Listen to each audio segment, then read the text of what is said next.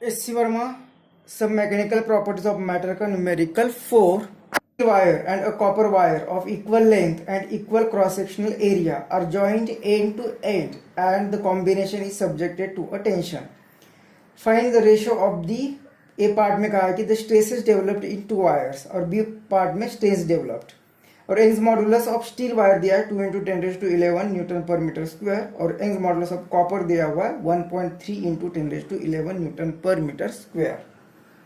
तो यहाँ पे हमें दो वायर्स दी हुई है, एक वायर होगी स्टील की, एक वायर होगी कॉपर की और दोनों की लेंथ इक्वल होगी और दोनों का एरिया ऑफ क्रॉस सेक्शन वो भी इक्वल ही होगा और दोनों का Young's मॉडुलस दिया हुआ है, स्टील का A Young's मॉडुलस होगा, कॉपर का A Young's मॉडुलस होगा और दोनों को कंबाइंडली यहाँ पे ज्वाइन किया है, एक वन आफ्टर अनदर और हमें कहा है कि उनके स्ट्रेसेस का रेशो फाइंड करो, स्ट्रेन का रेशो फाइंड करो। तो स्ट्रेस यहाँ पे हमने लिखा है stress in copper wire to the stress in steel wire.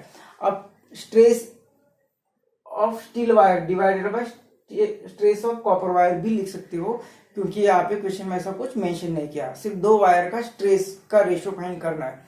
तो आप कॉपर टू स्टील ले सकते हो और स्टील टू कॉपर ये चॉइस रहेगी। तो यहाँ पे स्ट्रेस मतलब क्या, पहले तो स्ट्रेस होता है यहाँ पे wire is subjected to tension, मतलब यहाँ पे कुछ टेंशन मतलब फोर्स अप्लाई किया है, एफ या टी ले सकते हैं, ये फोर्स अप्लाई किया है। तो स्ट्रेस क्या होता है, फोर्स अपॉन एरिया। तो यहाँ पे दोनों का रेशो स्ट्रेस लेना है हमें कॉपर वायर का और उसे डिवाइड करना है stress developed in steel wire. ये रेशो आप उल्टा भी ले सकते हो। तो स्ट्रेस मतलब फोर्स अपॉन एरिया, तो फोर्स जो अप्लाई किया और एरिया ऑफ क्रॉस सेक्शन ये है लिखा हमने कॉपर वायर के लिए, डिवाइडेड बाय मतलब इनवर्स करके मल्टीप्लिकेशन करेंगे तो ये आएगा एरिया अपॉन फोर्स और ये होगा स्टील वायर के लिए। तो यहाँ पे दोनों का एरिया ऑफ क्रॉस सेक्शन, यहाँ पे ए होगा, यहाँ पे भी ए होगा, एरिया ऑफ क्रॉस सेक्शन दोनों का सेम है तो ये एरिया यहाँ पे कट होगा। अब फोर्स कितना, तो यहाँ पे जो भी फोर्स लगाएंगे वही फोर्स हर एक पॉइंट पर होगा क्योंकि ये वायर है। इसकी जगह पे अगर रॉड होता तो हर एक पॉइंट पर अलग अलग टेंशन आ जाता, लेकिन ये वायर होने के कारण इस वायर का खुद का इतना मास नहीं होगा जिसके कारण दूसरे वायर पर ज्यादा फोर्स अप्लाई होगा। अगर ये रॉड दे देते जिसका कुछ मास दे देते तो सिचुएशन अलग हो जाती, लेकिन वायर के कारण हर एक जगह पे टेंशन सेम ही होगा। तो जितना टेंशन यहाँ पे लग रहा है उतना ही टेंशन यहाँ पे लग रहा है, तो ये फोर्स भी सेम रहेगा। मतलब ये जो रेशो हमें मिल रहा है स्ट्रेस, तो स्ट्रेस कॉपर का वायर कॉपर में to the stress in steel wire, इनका रेशो आ रहा है 1, ये रेशो आएगा 1। अब ये हुआ ए पार्ट। अब बी पार्ट में हमें स्ट्रेन का रेशो फाइंड करना है दोनों वायर में। तो स्ट्रेन, अब स्ट्रेन इज इक्वल टू क्या होता है, स्ट्रेन होता है stress upon Young's modulus Y, हमने देखा है। दो वायर का स्ट्रेन लेना है तो पहले लेंगे strain to the in copper wire, strain in copper wire divided by strain in steel wire.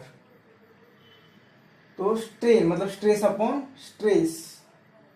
Upon Young's modulus in copper wire divided by, तो होगा inverse y, stress y upon stress, ये होगा steel wire में।